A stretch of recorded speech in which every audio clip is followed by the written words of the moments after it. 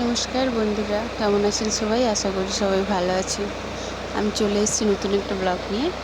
আমরা একটা জায়গায় যাচ্ছি, বলতে পারেন স্বপ্ন পূরণ।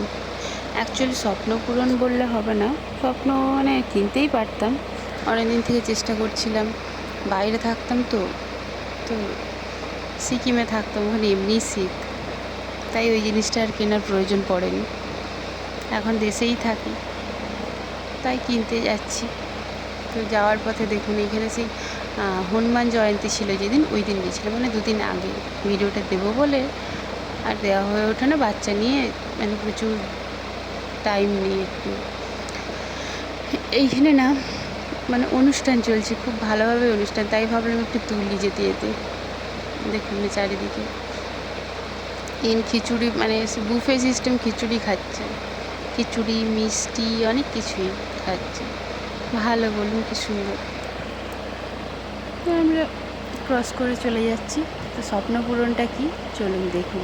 এই যে স্বপ্ন পূরণ, এটা হচ্ছে এসি নিতে যাচ্ছি। যদিও না নিতাম, গরমটাও খুব পড়েছে আর বাচ্চাটাও ঘুমোচ্ছে না, তাই এই এসিটা যে গোদরেজের উডেন, যে উপরে যে কাঠ দেওয়া আছে না, ওইটা পছন্দ হয়েছে, ওইটা নেব। দেখুন কত বড় শোরুম। এটা কোথায় জানেন? LICতে, খড়গপুর LIC। ওরা কথা বলছে এসি মানে কোনটা ভালো হবে কোনটা খারাপ হবে, কিন্তু আমার ওইটা পছন্দ হয়েছিল, তাই ওইটাই সিলেক্ট করেছে। কি গরম পড়েছে বলুন তো, এসি না লাগালেও হচ্ছে না। এসিতে থাকা ভালো নয় জানি, আগেকার টাইমটা ভালোই ছিল, বাতাস ছিল, কারেন্ট না থাকলেও সুন্দর চলে যেত। আর এখন না, আমরাই থাকতে পারছি না, এখনকার জেনারেশন কীভাবে থাকবে বলুন। তো আমরা এখন বেরিয়ে পড়েছি এসি পেমেন্ট করে, এবার ওরা ডেলিভারি দেবে।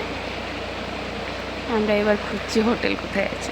এই জায়গাটা খুব একটা জানা ছিল না, তো ওইখানেরই একজনকে জিজ্ঞেস করলাম, সেলসম্যানকে।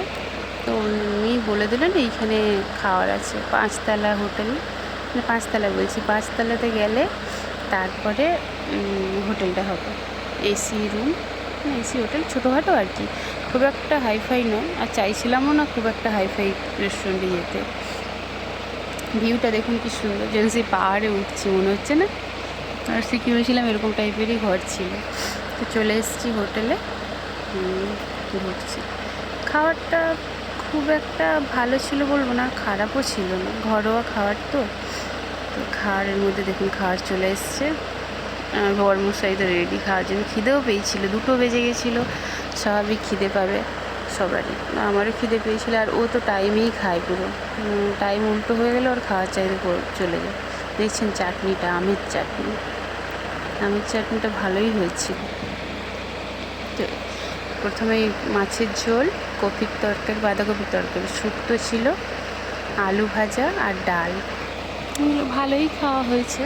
আর সঙ্গে আমি টক দই নিয়েছিলাম। টক দই ও চাইছিল পাঁপড় নিতে, কিন্তু যেই মানে উনুনে সেঁকা পাঁপড় দেখে বলে না, খাবো না। উনুনে নয় তো, গ্যাসে সেঁকা জিনিসটা খুব একটা ভালো হবে না, তাই নিল না।